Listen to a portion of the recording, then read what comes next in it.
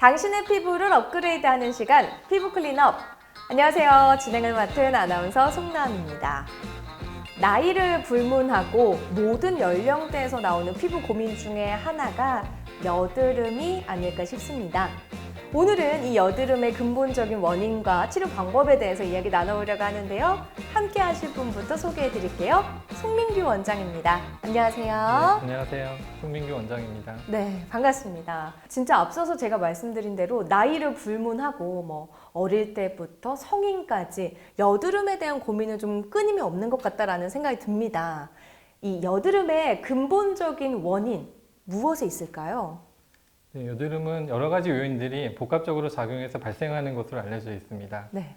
대표적으로 모낭 표피의 각질 이상 및 과다 증식, 그리고 피지 분비 증가, 여드름균의 증식, 염증 반응 등이 대표적인 이유가 되고요. 네. 대부분의 분들이 사춘기 이후에 남성 호르몬이 증가하면서 피지 분비가 늘어나고 여드름을 한 번씩 경험하게 됩니다. 맞습니다. 여드름을 경험하지 못한 사람은 아마 없을 것 같은데요. 이 여드름이 또 한 번은 굉장히 크게 사춘기 때 온 얼굴을 덮은 형식으로 나타나기도 하고, 성인이 돼서는 한 개, 두 개만 자고 일어나서 조금씩 나는 경우도 있고, 원인이 참 다양하다라고 말씀을 해주셨는데, 이게 발생하는 시기라든지 상황에 따라서도 좀 여드름의 종류가 다양할 것 같아요. 여드름이라고 해서 다 똑같은 여드름은 아니지 않을까 싶은데 어떤가요? 네, 여드름을 오시는 분들을 보면 모든 분들이 다 다르게 여드름이 나타납니다. 네. 그 여드름이 거의 안 나시는 분들부터 너무 심해서 흉터 발생이 많이 되시는 분들까지 굉장히 다양하게 나타납니다. 여드름이 나는 동안 여드름이 악화되는 요인들은 대부분 스트레스, 피로, 수면 부족, 그리고 여자분들은 호르몬 주기 변화 등이 관련이 되는데, 개개인의 피부 차이와 이러한 요인들이 차이가 나기 때문에 여드름의 양상이 다른 것으로 생각할 수 있습니다. 진짜 그 원인이 다양할 수밖에 없는 것 같습니다. 스트레스도 있고 호르몬적인 영향도 있고 또 환경적인 영향도 있다라고 이렇게 말씀을 해주셨는데요. 이게 또 여드름이 굉장히 소량으로 발생을 하게 되면 저도 거울을 보면서 이 정도는 짜면 없어지지 않을까 가볍게 생각하는 경우가 많거든요. 네, 가볍게 생각하다가 크고 다치는 경우가 저도 꽤 있었습니다. 많은 분들이 좀 그러실 것 같아요. 네, 여드름이 가장 문제가 되는 것은 흉터를 남기는 건데, 네. 여드름이 많이 나야 흉터가 생기고 적게 나면 흉터가 안 생기고 이렇지는 않습니다. 여드름이 적게 나더라도 손을 대서 염증이 심해지면 흉터가 남을 수 있기 때문에 여드름은 초기에 잘 대처해서 흉터가 남지 않게 하는 것이 중요합니다.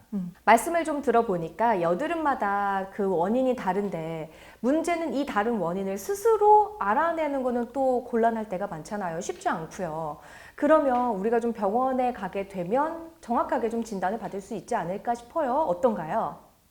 여드름이 맞다면 반복해서 재발하기 때문에 그때그때 잘 대처하는 것이 중요합니다. 근데 여드름의 양상은 워낙 다양하기 때문에 본인이 여드름인 줄 모르고 병원에 오시는 분들이 꽤 많습니다. 그래서 뭔가 피부에 불편한 게 있으면 손을 대거나 자가 치료하지 마시고 네. 병원에 오셔서 여드름이 맞는지 확실하게 진단을 받고 그에 맞게 대처를 해나가시는 것이 중요하다고 말씀드릴 수 있습니다. 그냥 뾰루지라고 생각했는데 이게 여드름이라는 이야기를 들으면 진짜 많은 분들이 "헉, 난 여드름 나는 피부가 아니었는데" 하면서 충격받는 분들도 계실 것 같아요. 그러면 이렇게 여드름이다라는 진단을 받게 되면 그 이후에 치료 과정은 어떻게 될까요? 여드름이라고 얘기를 들으시면 모든 분들이 원하시는 것이 한 네. 번에 완치를 하는 건데, 맞아요. 네, 안타깝게도 여드름을 완치할 수 있는 그런 피부 질환은 아닙니다.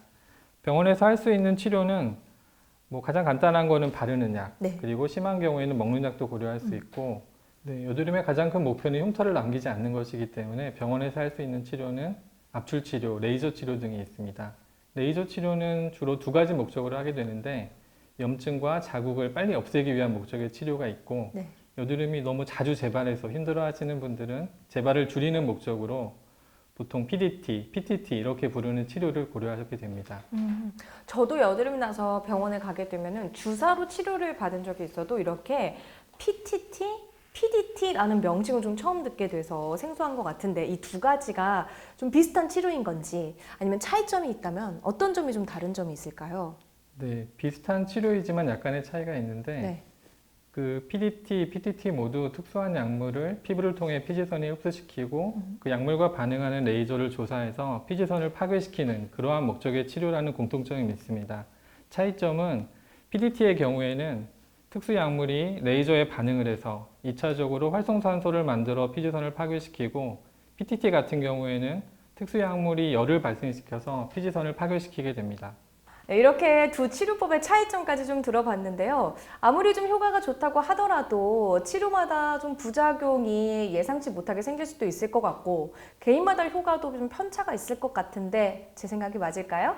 네, 아무리 안전한 치료라고 해도 여드름도 다 다르고 네. 피부도 다 다르기 때문에 예측하지 못한 부작용이 생길 수 있습니다. 대표적으로는 치료 후에 붉은기가 심하다거나 뭐 열감이 느껴진다거나 가렵다거나, 아니면 여드름이 일시적으로 올라온다거나, 이러한 증상들이 있을 수 있고, 이러한 증상이 있으면 빨리 치료받은 병원을 방문하셔서 해결하는 것이 좋습니다. 이렇게 원장님 말씀대로요. 모든 치료에는 부작용이 따를 수 있고 또 개인마다 효과가 다르다는 점, 또 이제 문제가 발생했을 때는 전문의와의 상담을 통해서 적절한 치료를 받는 게 가장 중요하다라는 점 말씀드리도록 하겠습니다. 마지막으로요. 이 고민은 요즘 현대인이라면 모두가 할 만한 좀 고민이 될 것 같습니다. 이제 저희가 마스크가 어떻게 보면 일상생활의 기본이 됐잖아요. 마스크 속 안에서도 여드름이 생기거나 좀 간지럼증이 있거나 이런 분들이 굉장히 많아지셨을 것 같은데, 또 이게 일상생활에서 발생하다 보니까 매번 병원에 내원하기가 힘들 때가 있잖아요. 워낙 많이 발생해서. 집에서 좀 우리가 스스로 관리할 수 있는 방법들이 있을까요? 네, 말씀하신 것처럼 요즘 마스크가 일상화되면서 마스크로 인해서 말씀하신 가려움증이나 여드름이 예전에는 없었는데 생겼다고 오시는 분들이 굉장히 많습니다. 그래서 보통 많은 분들이 제품을 좀 바꿔서 해결해 보려고 하시는 경우가 있는데, 계속 잘 쓰시던 제품이 오히려 더 안전하고 제품을 바꾸면 오히려 그로 인해서 피부가 자극이 된다거나 여드름이 발생한다거나 그런 문제가 생길 수 있습니다. 그리고 마스크 자체도 다들 써보셔서 아시겠지만 조금 편하게 느껴지는 마스크가 있고 불편한 마스크가 있는데, 아무래도 편한 마스크가 피부에 부담을 덜 줄 수 있습니다. 그리고 아까도 말씀해 주신 것처럼 이러한 방법을 통해서도 피부에 문제가 지속이 되면 가까운 피부과 전문의를 찾으셔서 이야기를 들어보시는 것이 좋겠습니다. 네, 이렇게 일상생활 속에서 마스크로 인한 여드름 관리 꿀팁까지 전해 들었습니다. 지금까지 송민규 원장과 함께했습니다. 고맙습니다. 네, 감사합니다. 당신의 피부를 업그레이드하는 시간 피부 클린업. 오늘 이 시간에는 여드름에 대해서 알아봤습니다. 다음 이 시간에는 예민함과 변덕스러움의 대명사죠. 민감성 피부에 대해 알아보도록 하겠습니다. 저는 여기서 인사드릴게요. 시청해주신 여러분 고맙습니다.